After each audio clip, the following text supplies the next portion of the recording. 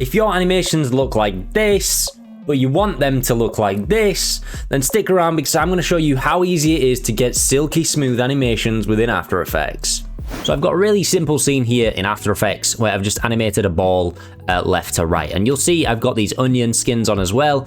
This is just a shade layers for visual representation where I've just applied an echo to a stroked duplicate of the ball and parent to that original ball, but that's just going to show you how easing is going to work, which is what we're going to talk about with custom easing and how to get silky smooth animations. The first thing I'm going to do here to make this look a lot nicer is you'll notice with linear keyframes it simply starts and then stops, and there's nothing special about it. Now there's something called timing and spacing, and the timing is how long this is taking. So over 1 second this ball is moving left to right. Now the spacing is what the onion skins are showing here, and this is literally just all linear. They're all moving at the same time, they're all moving together, and there's really no difference in it. That's just how a linear interpolation would work.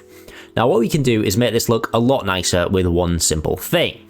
And what we want to do is select our keyframes, and you can either press F9 on your keyboard or go to Animation, Keyframe Assistant, and Easy Ease, and they both do the same thing, and your keyframes should change to a little egg timer. Now you'll notice immediately if I play this back, the animation starts accelerating and then decelerating. Now as I mentioned, the timing is still over 1 second, but you'll notice the spacing between each frame is much different. So we have more at the start and more at the end, but in the middle it's more linear, like the top one. So this is our easing and the spacing between each frame. So what we're going to do is, while this looks quite nice, and a lot of people would leave it here, I used to be guilty of this myself, we can make it a lot better and a lot smoother, and this is what really separates people as a motion designer. So what we're going to do is we're going to select our keyframes, and we're going to press this button here, which will take us to the graph editor. Now if you don't have this view, this is the value graph. You can go down to this button here and choose your graph type and click Edit Value Graph. There is a speed graph, which I'm going to come to in a moment, but for now we're just going to focus on the value graph. Now you'll notice we can't actually do anything. If I were to select these, we can't actually do anything with them yet. But what we need to do when working with positional data is right click and separate dimensions. Now for a value graph, this means we have more control over this data, and I would always recommend you separate your dimensions. It makes things much easier, especially when you need to move things around and you might have keyframes on there without nulling stuff. It can get real messy. So I personally prefer to just separate my dimensions from the start. And what I'm going to do, because these have uneasies, I'm just going to go back, select them and press F9. Now I'm just going to go back to the graph editor, and you can see now if we select stuff, we get these little Bezier handles. Now we don't actually need the Y position, so I'm just going to click on the X and it'll just bring up the X value.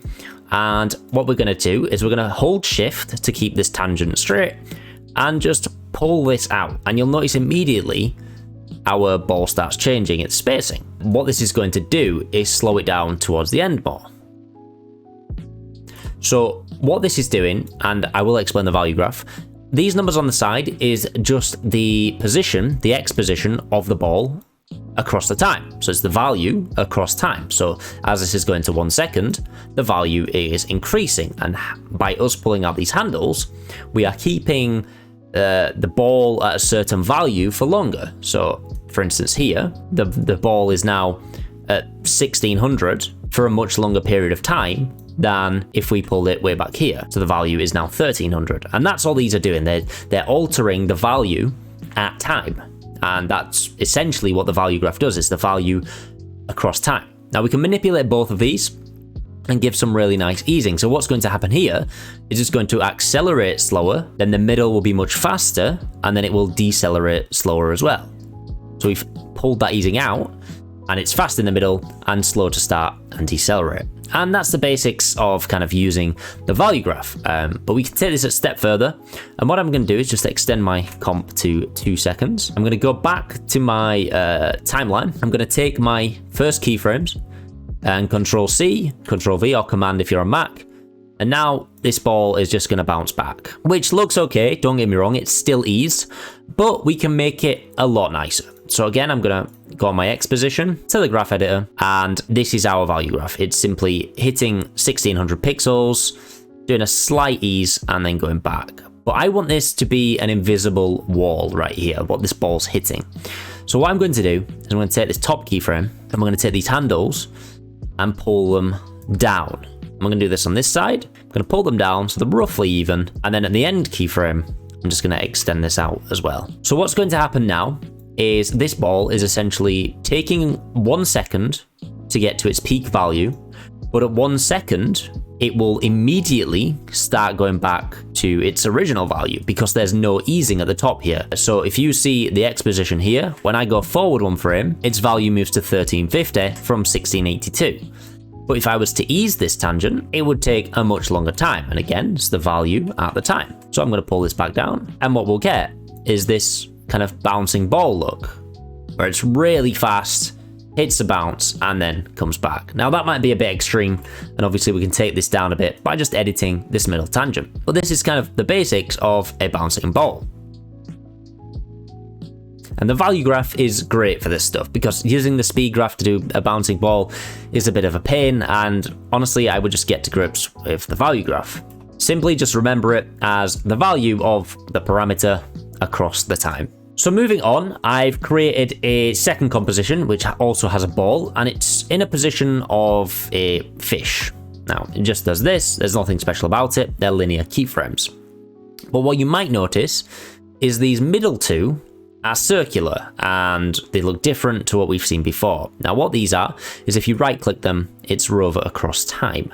Now what Rove across time does is very useful. So if we were to move this end keyframe and extend it to 3 seconds, you'll notice that these keyframes also move with it, and I don't have to manually move them. Now what these keyframes are doing are saying at this position, I want the ball at this position at this time. But when I move these, they think they are following the time change. So that ball is still at that same position relative to the end keyframe's time.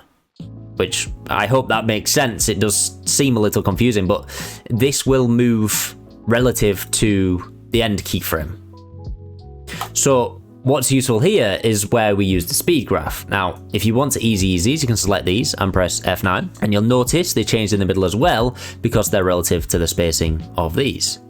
So if I press this now, while it looks okay, it's nothing special. But say we want to do custom easing on this, because we have these roam across time keyframes, we could separate the dimensions, but this is where the speed graph would come into play. Now this is the speed graph, what I'm on right now, and again you can go down show graph, edit speed graph, and it looks a little something like this. Now it's not too dissimilar, but it is different. So what happens here is we still have values, but this is the velocity across time instead. Rather than value, this peak value here is how fast it will go at this time. This is the maximum speed the ball will get to. So if I were to pull these curves out the same way, holding shift to create a steady tangent, and pull them both out, what I've made here is an S curve. That's the equivalent of what I've just made on the speed graph.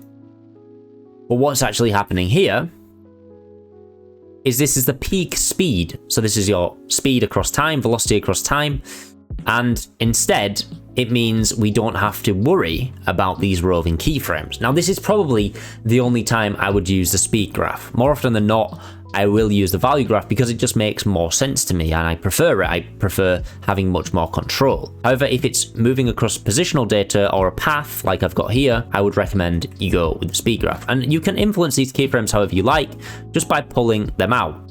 So this is the basics of the speed graph and the value graph. And if you want to know more about the motion design industry, you can click on the screen now.